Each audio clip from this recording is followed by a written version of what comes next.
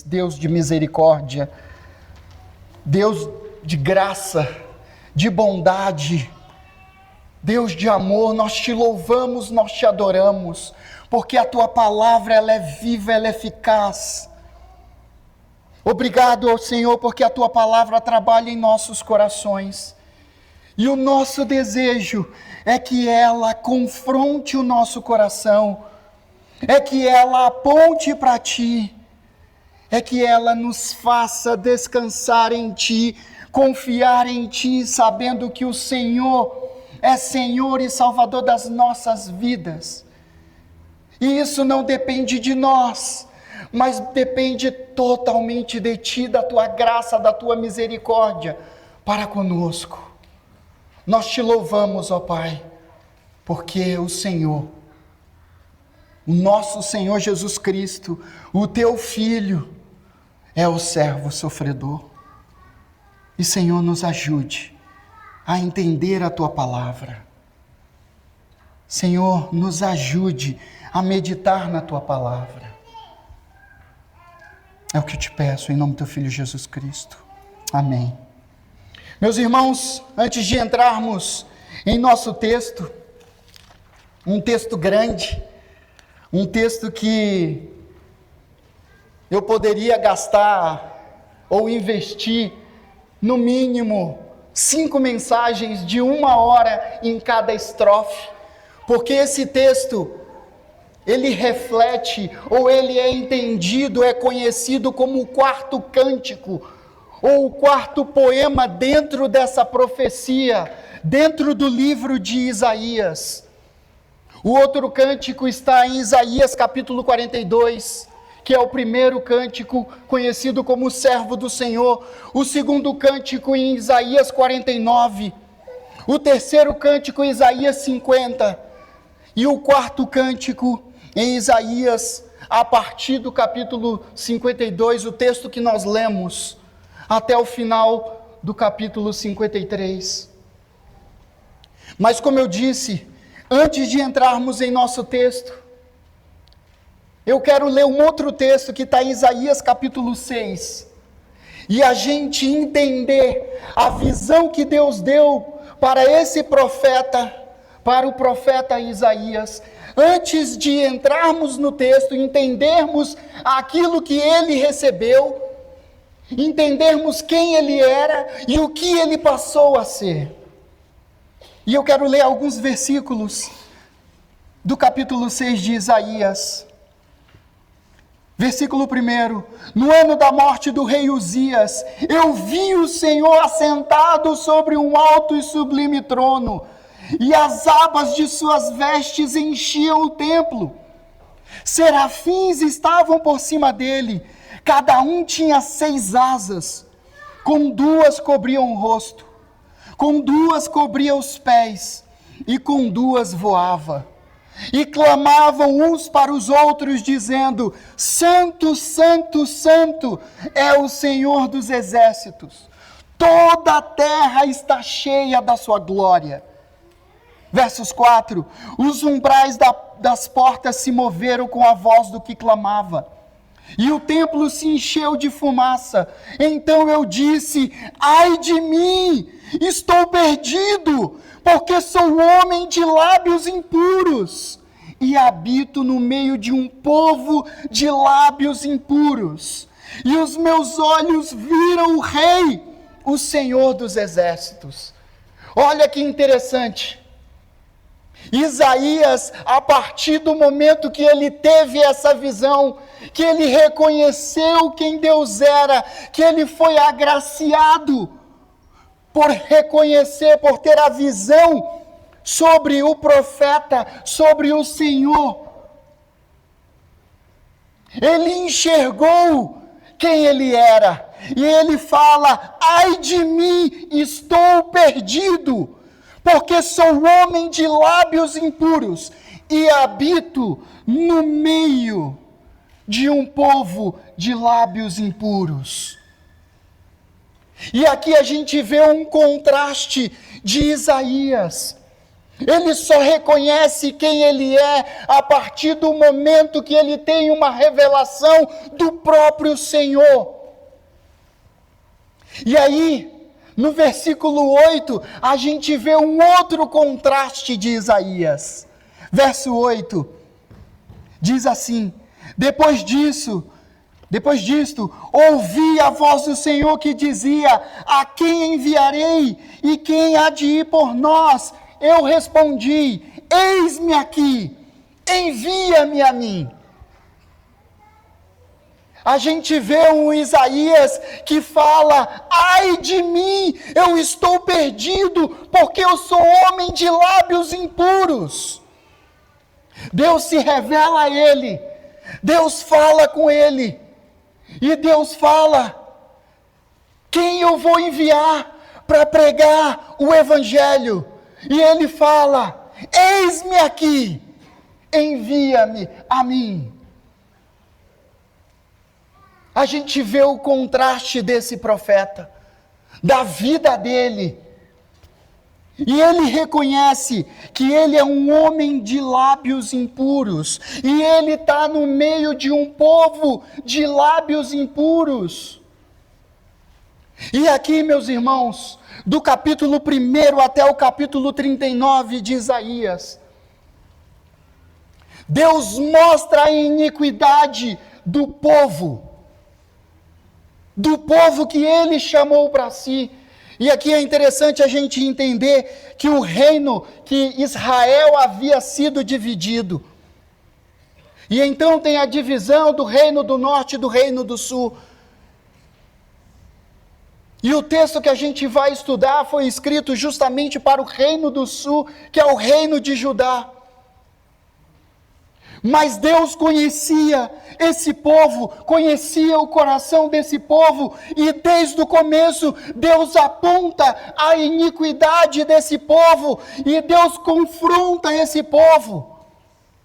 E o tempo inteiro Deus constrói um tribunal ali, apontando para eles, e falaram: como que vocês estão me adorando? Como que vocês têm coragem de estarem aqui e me adorar? Porque vocês estão me adorando da boca para fora. Porque vocês estão aqui me adorando, mas quando não estão no templo, vocês estão buscando outras coisas. Vocês estão buscando um político. Vocês estão buscando um libertador político, não um libertador espiritual. E Deus vai trabalhando isso desde o capítulo 1 até o capítulo 39. E a partir do capítulo 40 de Isaías, Deus vai fazer o quê? Vai falar para o profeta: pregue o Evangelho. E do capítulo 40 até o capítulo 66, o que Isaías vai fazer é pregar o Evangelho. E Deus vai falar para ele: prega o Evangelho. E ele começa o capítulo 40 a falar: consolai, consolai, consolai. E ele fala isso por quê? Porque o tempo inteiro ele está pregando, Isaías está falando, está apontando sobre esse Cristo, sobre esse servo. Porém, o povo não está ouvindo. Mas aí uma coisa que é interessante, é a gente perceber que quando Deus chama Isaías, Deus fala para Isaías: você vai pregar e o povo não vai te ouvir. E Bernard Dan, um teólogo de 1892, quando ele olha para Isaías, ele entende que em alguns momentos o servo sofredor está apontando justamente para Isaías. Quando não tem relação com a salvação, quando não tem uma relação de um servo salvador. Mas ele fala do contraste de Isaías com Jeremias, que é como quando Jeremias lamenta. E ele aponta que Isaías também faz a mesma coisa. Tem alguns momentos que ele lamenta por ele estar pregando o verdadeiro evangelho e o povo não ouvi-lo. Mas ele também fala que existe essa divisão de que o servo sofredor, quando é apontado situações divinas, é o próprio Cristo. Agora imaginem, meus irmãos, essa profecia ser escrita há 700 anos antes de Cristo, apontando justamente aquilo que aconteceria. E aquelas pessoas não acreditavam, elas não conseguiam ouvir e entender. Mas Deus já tinha avisado para Isaías. Agora, vamos criar um choque de realidade. Qual que é a diferença para a realidade de Isaías, onde ele estava pregando, e as pessoas estavam preocupadas com um libertador político? Vamos trazer para a nossa realidade. Hoje as pessoas estão correndo atrás de quê? De um libertador político, de um político que vá salvá-la da situação em que ela está, de uma situação em que ela não consegue enxergar, que ela precisa de uma libertação espiritual e não política. Ela está morta em seus delitos e em seus pecados, mas ela não consegue reconhecer isso. E aí, muita gente acha, inclusive dentro da igreja, que um político surgirá e salvará o Brasil. E meus irmãos, não é isso que Isaías está mostrando aqui. Pelo contrário, Cristo não viria, e ele não veio como um libertador político, mas ele veio como um libertador espiritual. E em todo o tempo, o livro de Isaías, essa profecia, ela aponta como tudo isso, como uma ação do Deus Trino. Ele enxerga o coração daquelas pessoas, ele aponta para o pecado, para as iniquidades daquele povo. E aí as pessoas reconhecem aquele povo como a igreja do Antigo Testamento, como o Israel de Deus, não a nação, mas o povo escolhido e separado para adorá-lo, para proclamar Cristo. E aí, meus irmãos, nós entramos em nosso texto, e a divisão desse cântico, desse poema, que está em estrofes, tem 5 estrofes nesse texto. Capítulo 52, dos versos 13 a 15, tem a primeira estrofe que fala sobre a exaltação do servo. Capítulo 53, dos versos de 1 a 3, fala sobre a rejeição do servo. No mesmo capítulo 53, versos 4 a 6, fala sobre a morte do servo. Versos de 7 a 9, fala sobre a submissão do servo. E nos versos finais de 10 a 12, fala sobre o triunfo do servo.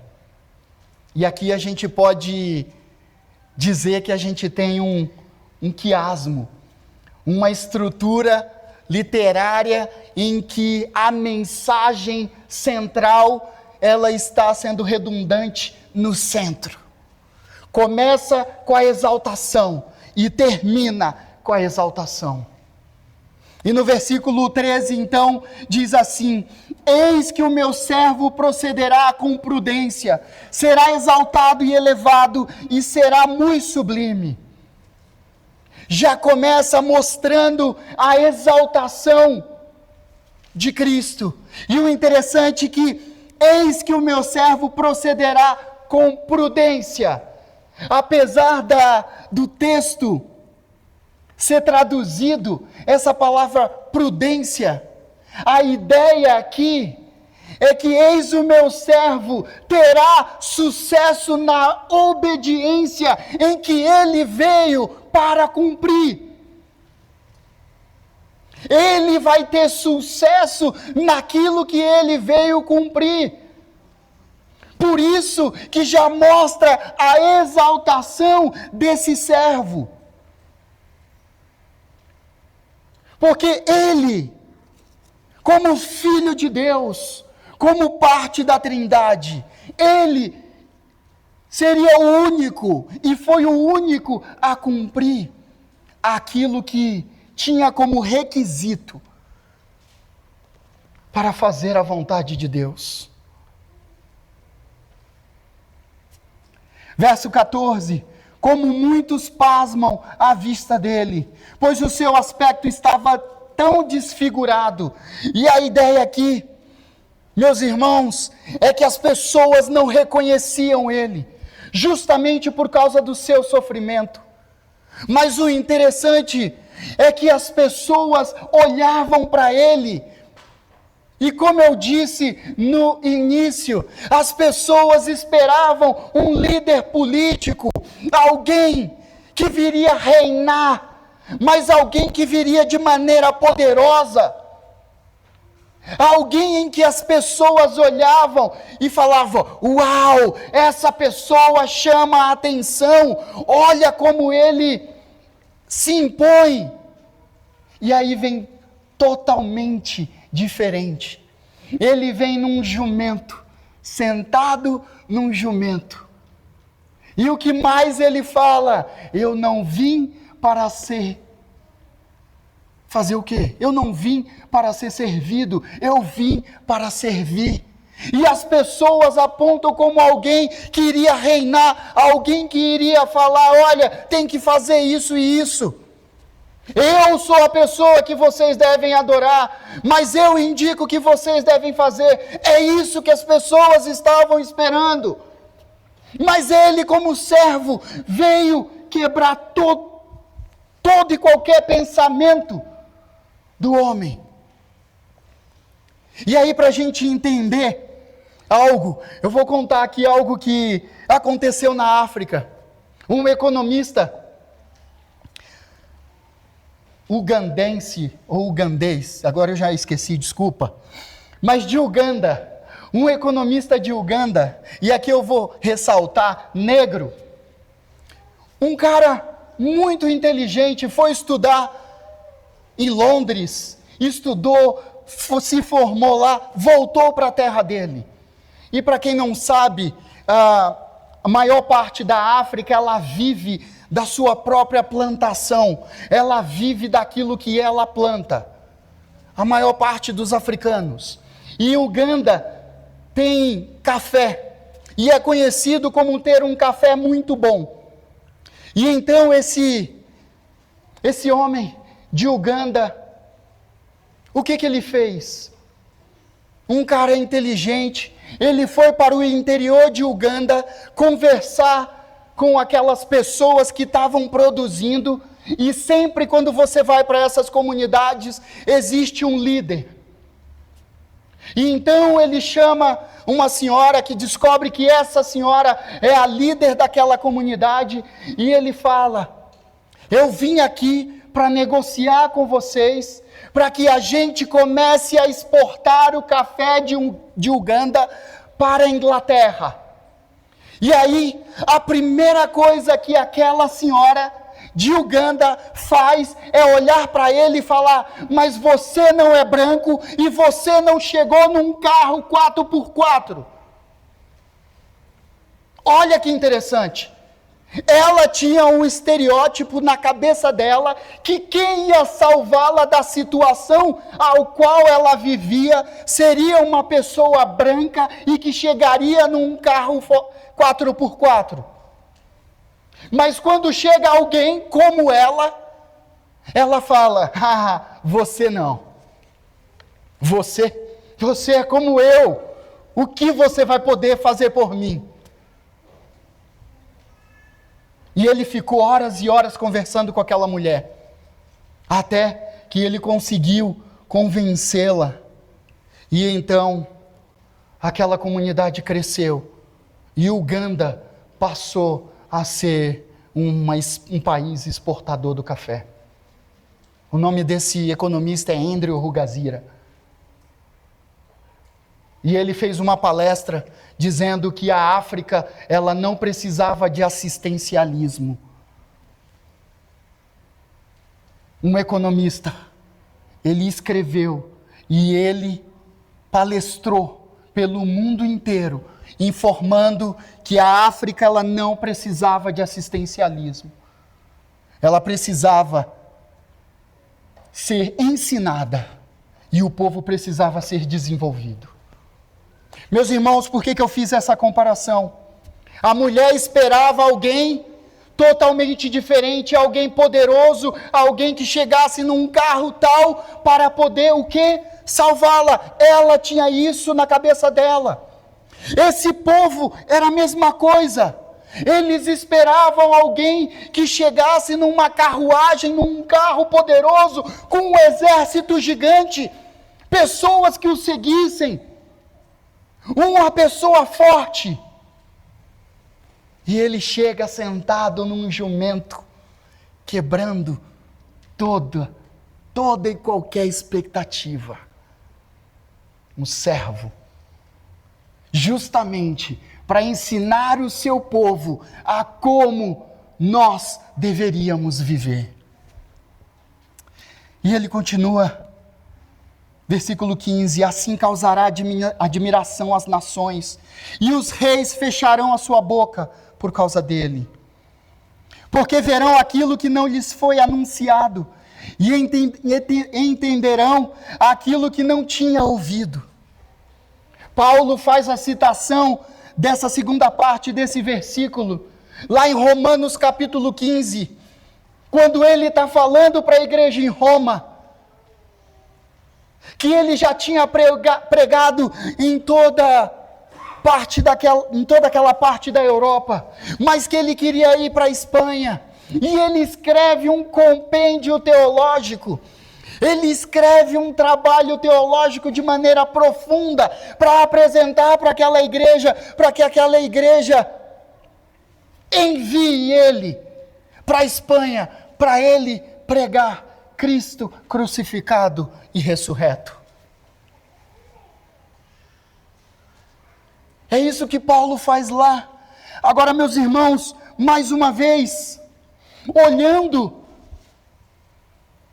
para as viagens missionárias de Paulo, e eu compartilhei um pouco com vocês, quando a gente estudou um pouco de 2 Tessalonicenses.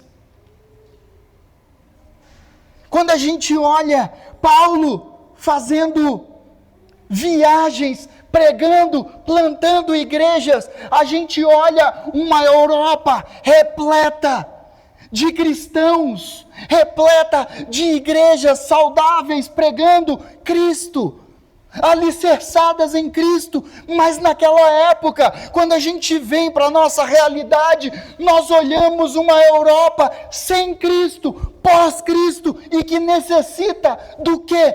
Da mensagem de Cristo. O que aconteceu com a igreja? Hoje, a maior necessidade de missionários, as pessoas não vão olhar para a África, mas as pessoas vão olhar para uma Europa fria, para uma Europa totalmente islamizada. Mas uma Europa que teve o berço da pregação, do evangelho, do desenvolvimento do povo de Deus. Hoje, essas pessoas não querem saber desse servo sofredor. As pessoas não querem saber dessa mensagem. E o que Isaías escreve aqui é justamente um compêndio, um trabalho profundo do Evangelho. E nós, como igreja, que somos o novo Israel, fazemos parte da nova aliança. É nossa responsabilidade em não só olhar para a Europa, mas olhar para o nosso vizinho e entender que nós devemos pregar esse evangelho, pregar sobre esse servo sofredor. A gente não precisa somente olhar para a Europa, mas provavelmente do nosso lado, ou da nossa frente, ou da nossa cadeira no trabalho do lado, existem pessoas que precisam ouvir esta mensagem. Deus frequentemente glorifica seus propósitos por meio que nos escandalizam. A cruz nos ensina que sucesso, segundo Deus, é obediência total, mesmo quando essa obediência custa tudo.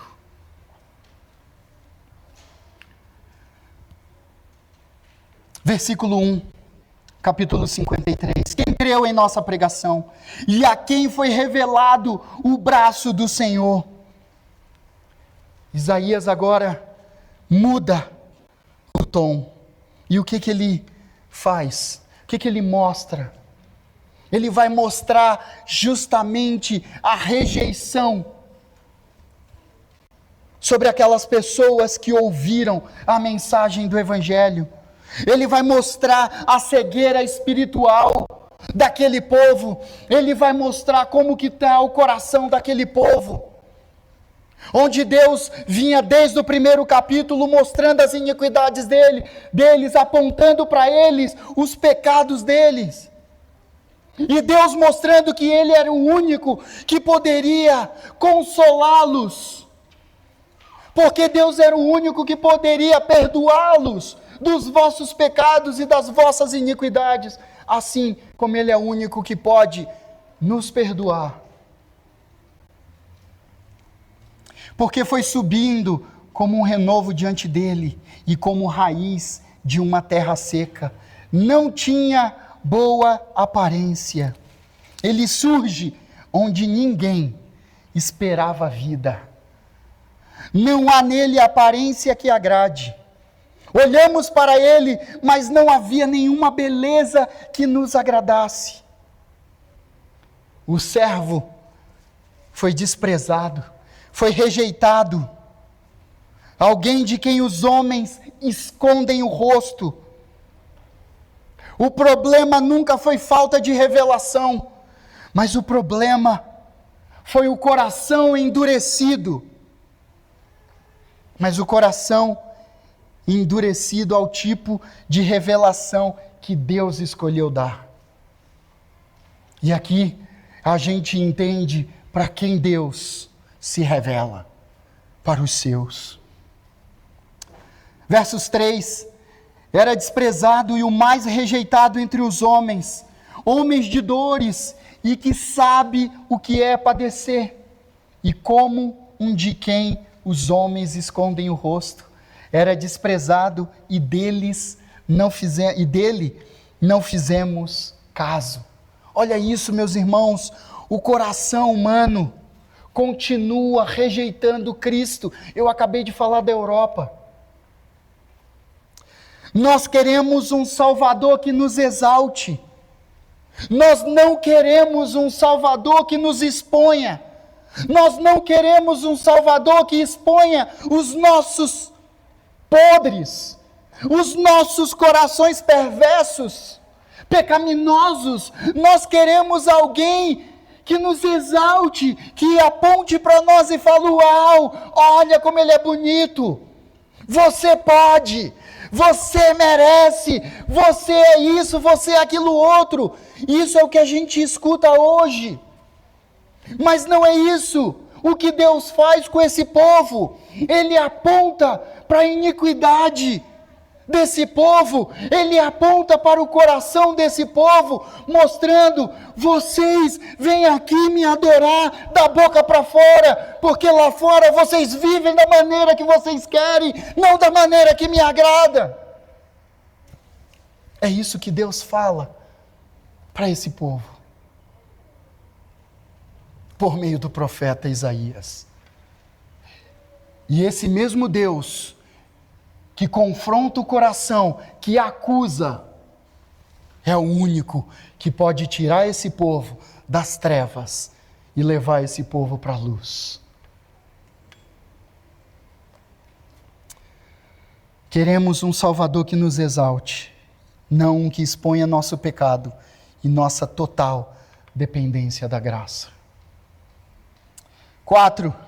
Certamente Ele tomou sobre si as nossas enfermidades e as nossas dores levou sobre si, e nós o considerávamos como aflito, ferido de Deus e oprimido. Meus irmãos, aqui a gente começa a entrar no centro da mensagem. E Isaías começa corrigindo talvez um pensamento equivocado. O povo pensava que o servo estava sendo castigado por Deus, que ele estava recebendo aquele castigo de Deus por causa dos seus próprios pecados. E não, ele recebeu aquele castigo por causa dos nossos pecados, por causa das nossas iniquidades. A carga que ele levou ali foi a nossa carga, os nossos pecados, a carga que nós deveríamos levar, o sofrimento que nós deveríamos ter, a dor que nós deveríamos ter, recaiu sobre ele. E é isso o que Isaías fala. Ele foi ferido e ele foi oprimido por Deus. O pecado entrou por um homem e Deus enviou seu Filho para que o pecado fosse limpo, fosse perdoado por meio de alguém que cumprisse uma morte expiatória. E quem cumpriu isso foi o servo sofredor, Cristo crucificado e ressurreto. Ele morreu, ele sofreu. E meus irmãos, quando a gente entende que a ação é totalmente de Deus, porque foi Deus quem colocou o seu Filho para cumprir ali aquilo que ele havia planejado, não tem espaço para nós acharmos que a ação é totalmente nossa, que nós podemos fazer algo para a nossa própria justificação. A gente consegue perceber nesse texto que essa construção, e eu estou falando de 700 anos antes de Cristo, uma profecia que mostra como Cristo nos salvaria, como Cristo salvaria o seu povo. Não tem ação nossa. Se a gente lê do capítulo 1 ao capítulo 39, se Deus nos deixa ao nosso bel conhecimento, a nossa vontade, aquilo que está em nosso coração,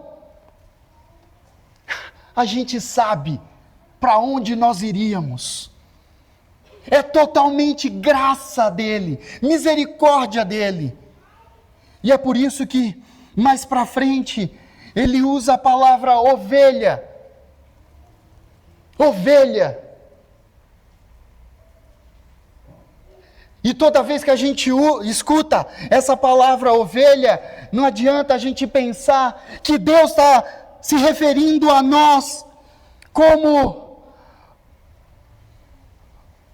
alguém fofinho, alguém peludinho, que é fofinho, que... Não! Deus se dirige a nós como pessoas tolas, que não sabem o caminho da verdade e que precisam ser direcionadas e guiadas e serem colocadas no caminho verdadeiro. É isso, não adianta nós acharmos que ele está falando ovelha, aí a gente olha aquele animal gordinho, fofinho, cheio de lã. Não, é naqueles vídeos que a gente assiste, que o pastor tira a ovelha do buraco, e aí ela sai correndo e cai no buraco de novo. É isso que ele está apontando para a gente, porque se ele deixa a gente seguir o nosso próprio coração, ele sabe o caminho que nós seguiremos. E é isso que ele usa o profeta para falar para nós. Para falar para aquele povo, mas também para nós. Mas ele foi traspassado por causa das nossas transgressões, esmagado por causa das nossas iniquidades. O castigo que nos traz a paz estava sobre ele, e pelas suas feridas fomos sarados. E a ideia aqui do traspassado é justamente uma ferramenta pontiaguda que atravessa. A ideia é justamente essa, que a gente tem a visão da lança, e a ideia de algo pontiagudo que espeta e que atravessa. Ele foi traspassado por causa das nossas iniquidades. O Senhor fez cair sobre ele a iniquidade de todos nós.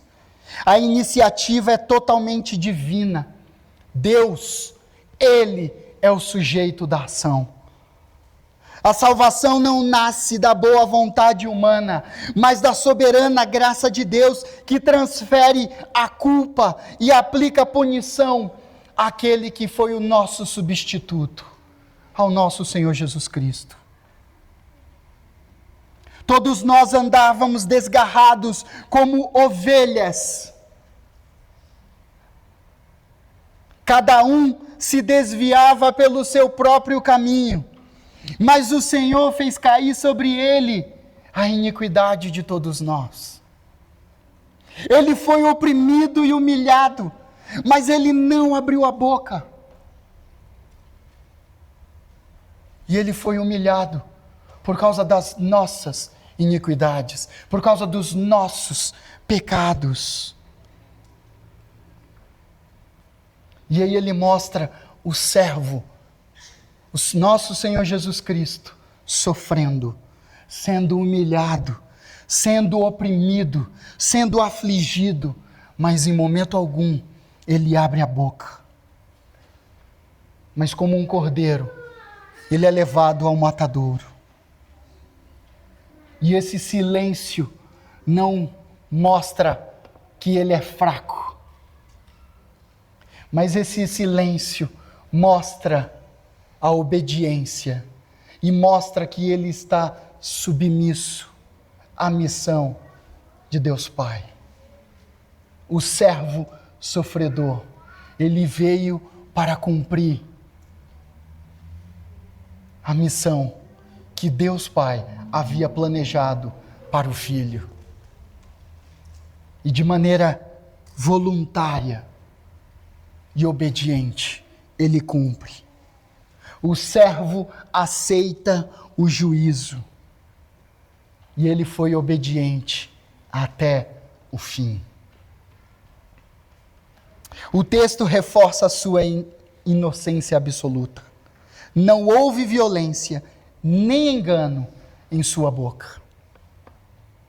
Mostra em todo o tempo que sobre ele caiu a iniquidade de todos nós.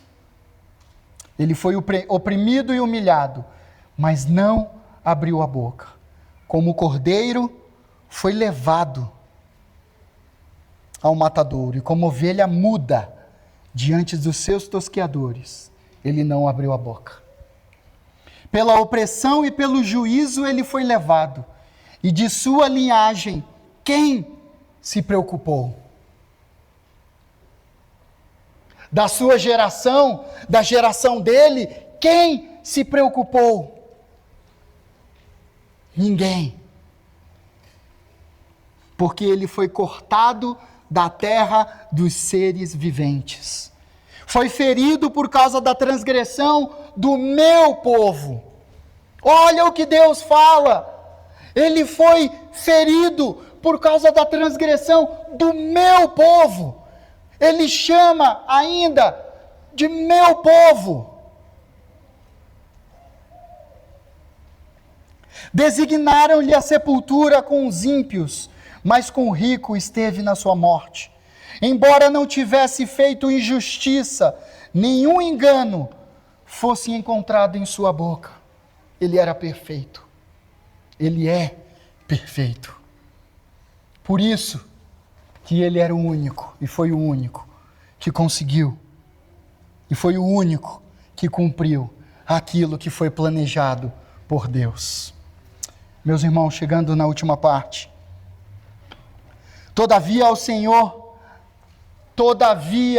Senhor agradou esmagá-lo, fazendo-o sofrer. Quando ele der a sua alma como oferta pelo pecado, verá a sua posteridade e prolongará os seus dias. E a vontade do Senhor prosperará nas suas mãos. Ele verá o fruto do trabalho de sua alma e ficará satisfeito. O meu servo, o justo, com seu conhecimento justificará muitos, porque as iniquidades deles levará sobre si. Por isso, eu lhe darei a sua parte com os grandes e com os poderosos. Ele repartirá o despojo, pois derramou a sua alma na morte, e foi contado com os transgressores. Contudo, levou sobre si o pecado de muitos, e pelos transgressores intercedeu. E o cântico ou poema termina com o triunfo desse servo sofredor.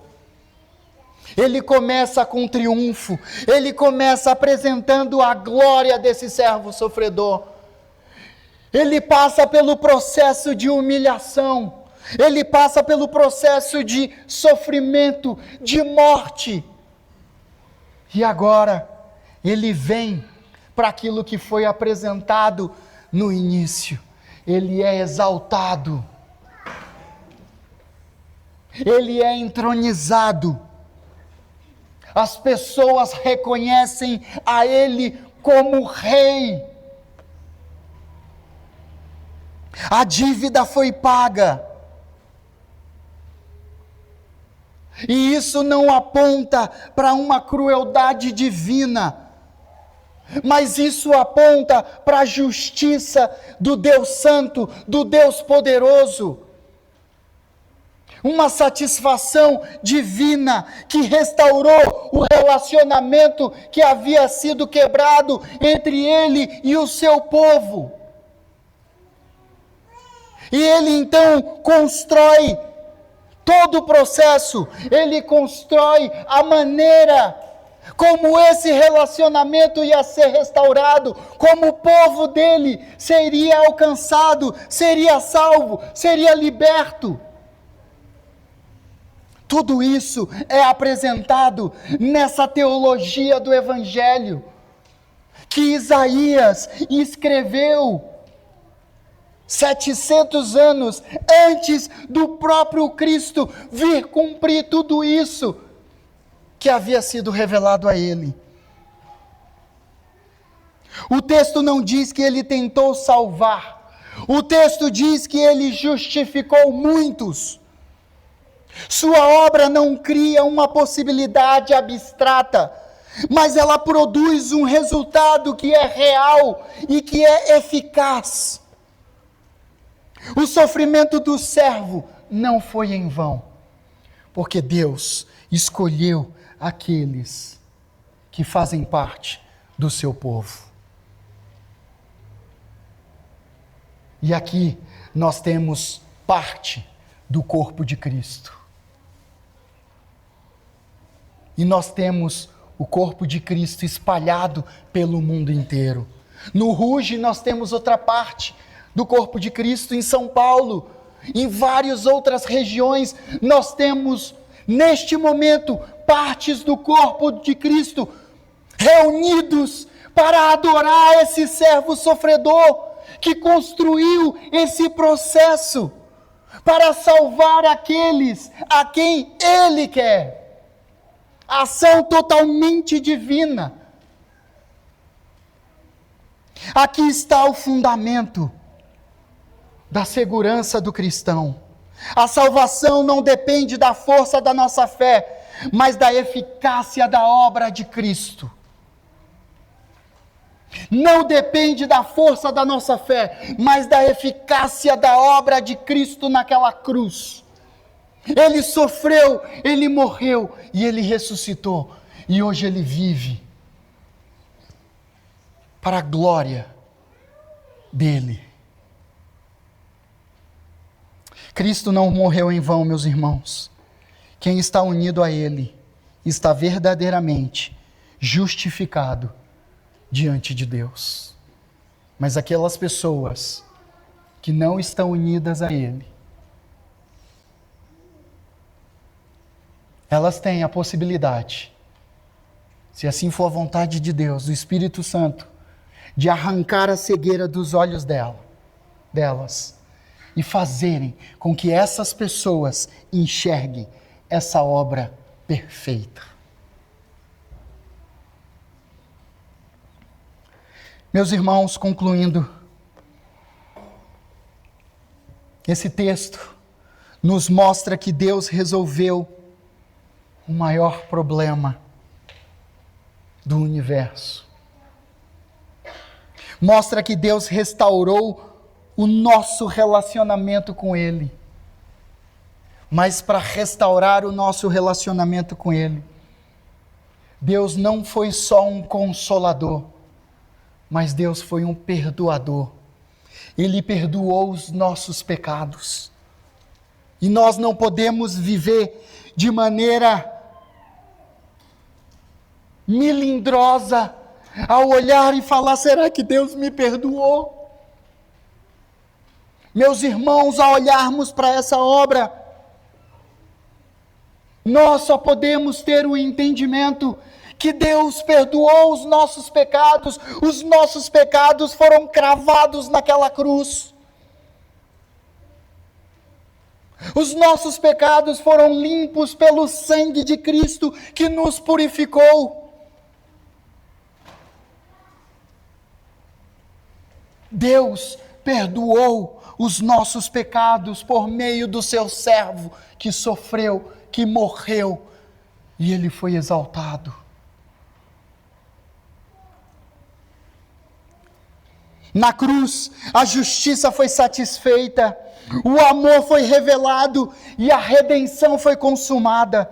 O servo sofreu, o servo morreu, o servo foi exaltado e ele vê o fruto do seu penoso trabalho. Essa é a esperança do povo de Deus.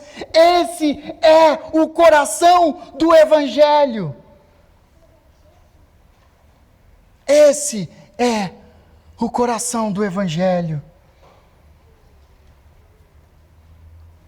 E meus irmãos, hoje, especialmente, a gente faz isso em todo culto. A gente está aqui para adorar esse servo sofredor. A gente está aqui para reconhecer o quão pecadores nós somos e carecemos da graça e da misericórdia desse Deus. Mas hoje, especialmente, por meio de uma das suas ordenanças, que é a ceia do Senhor, nós somos levados inevitavelmente a essa mesa,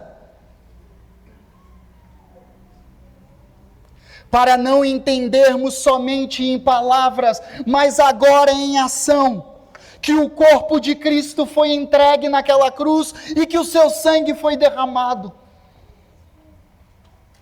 Tudo que Isaías anunciou, a ceia proclama. Tudo que o servo sofreu, a ceia relembra. Tudo que Cristo conquistou, a ceia aponta. Quando Isaías diz, o castigo que nos traz a paz estava sobre ele, nós não estamos distante de uma ideia vaga. Estamos diante de um corpo partido, de um sangue derramado.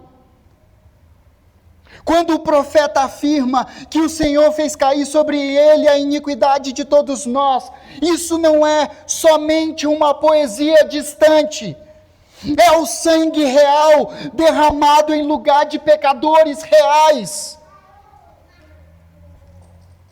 A ceia do Senhor não é um ritual vazio, nem um momento sentimental. Ela é uma proclamação visível do Evangelho. Ao comer do pão e beber do cálice, nós anunciamos que não existe outro meio de salvação, que não há outro sacrifício, que não há outro nome, senão o do nosso Senhor Jesus Cristo.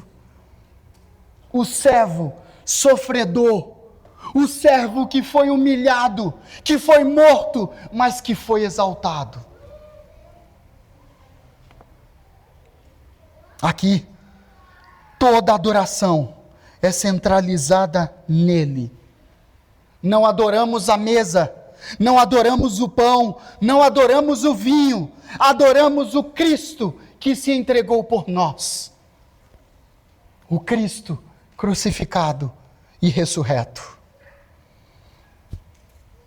A ceia nos chama a olhar para cima, para o Cordeiro que foi moído, mas agora que foi exaltado.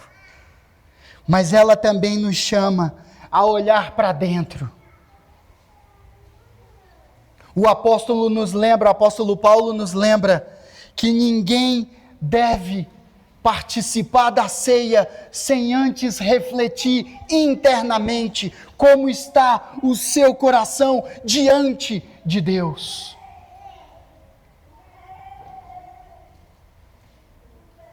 Meus irmãos, essa mesa confronta o nosso coração.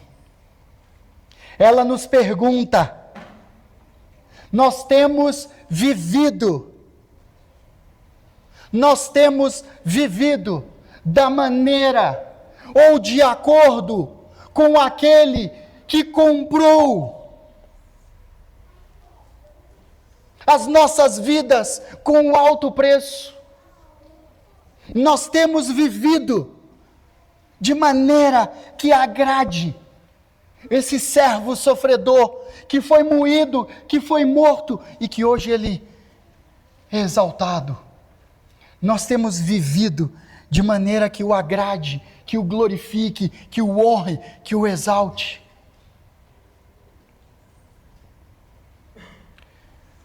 Meus irmãos, o mesmo Cristo que entregou o corpo por nós, Ele nos uniu em um só corpo.